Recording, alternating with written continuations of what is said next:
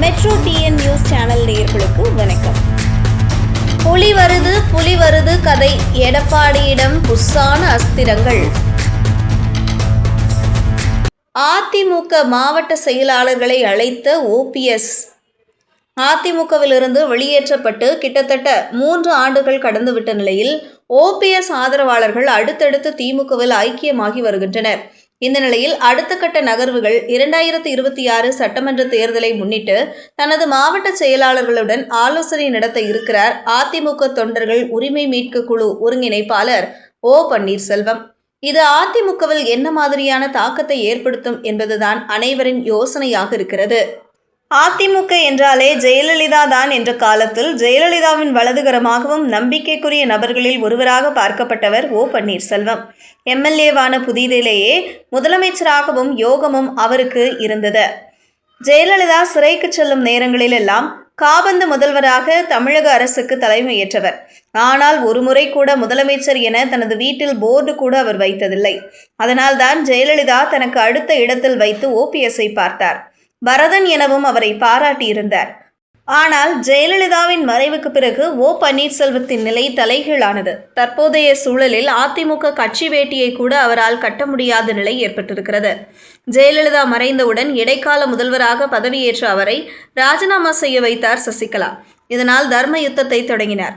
சசிகலாவும் சிறைக்கு செல்ல நேரிட்டதால் திடீரென முதலமைச்சரானார் எடப்பாடி பழனிசாமி. பின்னர் ஆட்சியை காப்பாற்றிக் கொள்ள ஓ பன்னீர்செல்வத்துடன் கைகோர்த்தார். இதனால் டிடிவி தினகரன் அதிமுகவிலிருந்து வெளியேற்றப்பட்டார். பின்னர் அதிமுகவில் தன்னுடைய இருப்பை வலுவாக்கி கொண்ட எடப்பாடி பழனிசாமி அடுத்தடுத்து தலைவர்களை பந்தாடினார். அதில் முக்கியமானவர் ஓ பன்னீர்செல்வம்.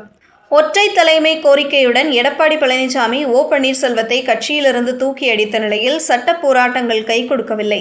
இதையடுத்து அதிமுக தொண்டர்கள் உரிமை மீட்பு குழு என்ற ஒன்றை ஆரம்பித்து அதன் ஒருங்கிணைப்பாளராக தொடர்கிறார் ஓபிஎஸ். இடையில் பாஜகவுடன் கூட்டணி அமைத்து தேர்தலையும் சந்தித்தார்.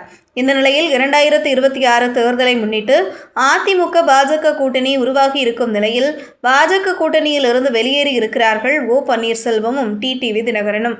இதற்கிடையே செங்கோட்டையனும் அதிமுகவிலிருந்து நீக்கப்பட்டார்.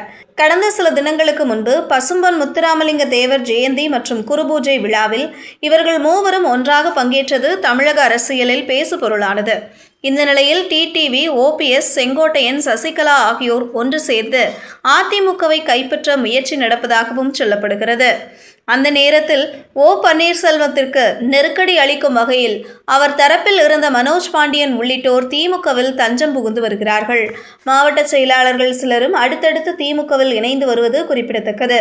இந்த நிலையில் வருகின்ற 24ஆம் தேதி சென்னையில் அதிமுக தொண்டர்கள் உரிமை மீட்பு குழுவின் ஆலோசனை கூட்டம் நடைபெறும் என அறிவித்திருக்கிறார் ஓபிஎஸ்.